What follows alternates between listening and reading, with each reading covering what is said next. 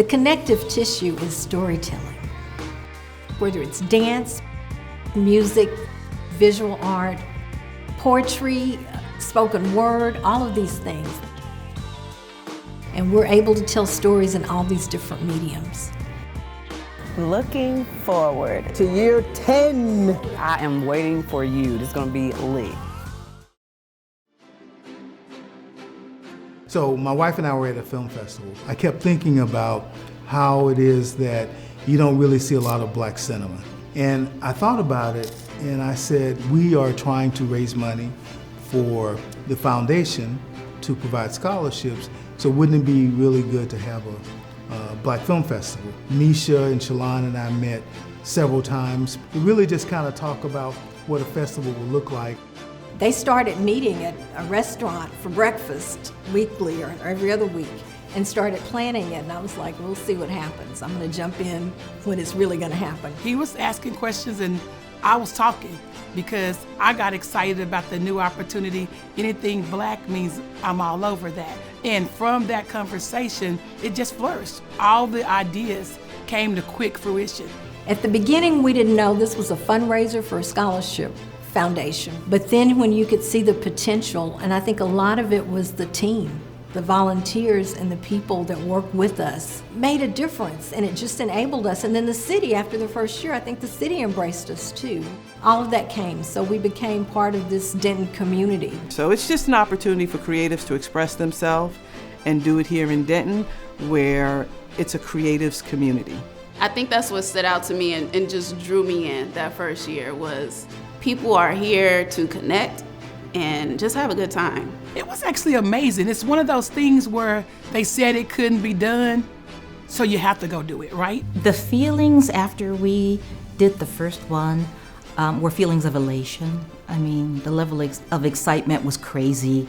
You know, just the realization that you did it. And Harry, of course, is always a person that's talking about growing. So he instantly said, well, man, why don't next year you get involved and try to help us curate some music?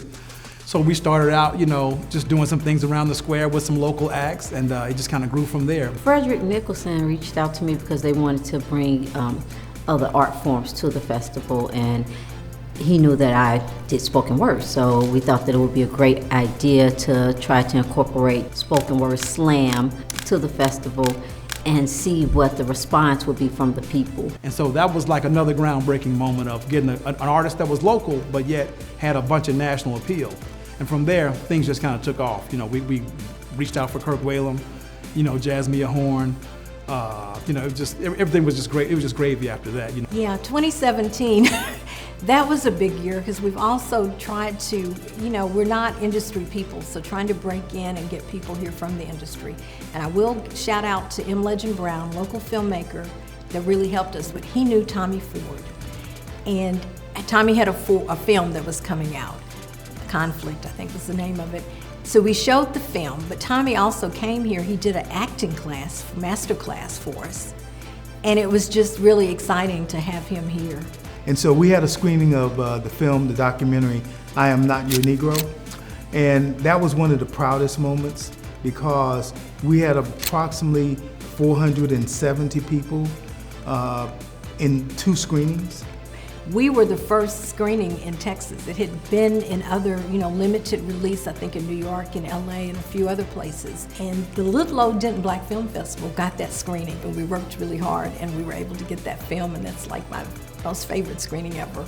And one day I saw a post on social media on Facebook, and I believe it was the 3rd year of the festival, and that was the year that I Am Not Your Negro was the opening night film.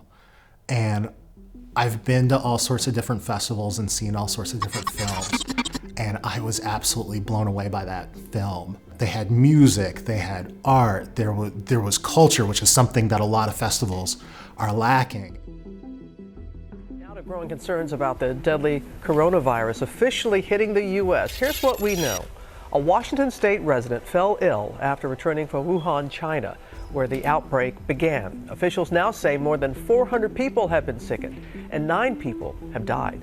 The World Health Organization is holding an emergency meeting right now. The breaking news, stay at home. That is the order tonight from 4 state governors as the coronavirus pandemic spreads. New York, California, Illinois, and Connecticut all ordering non-essential employees to stay home.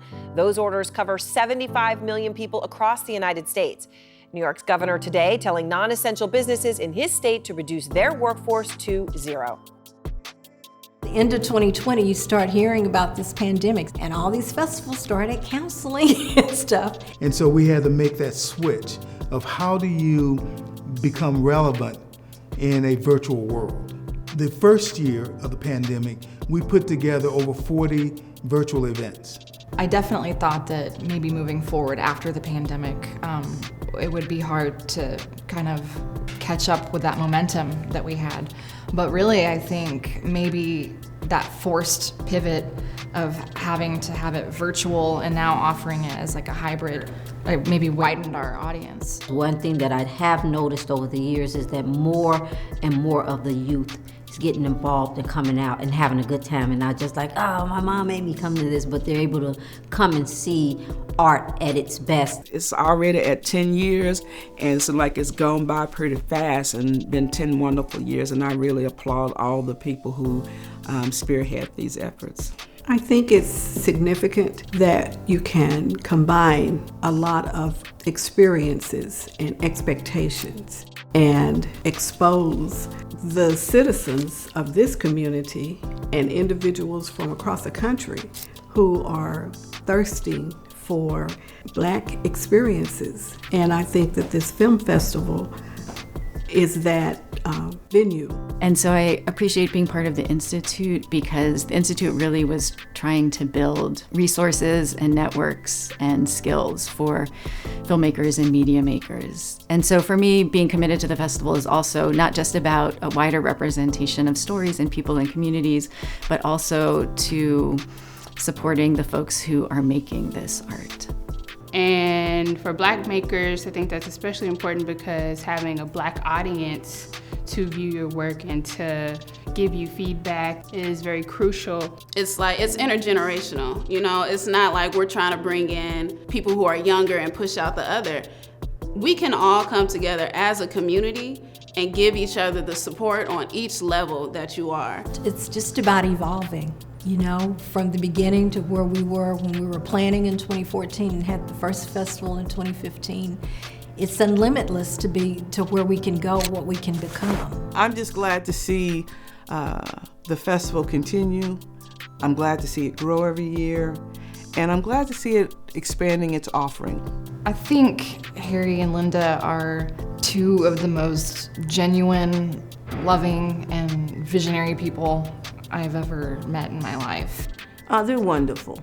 Whatever idea you have, they support it. They take whatever you give them, whatever piece of clay you give them, they mold it into shape and give it a proper audience.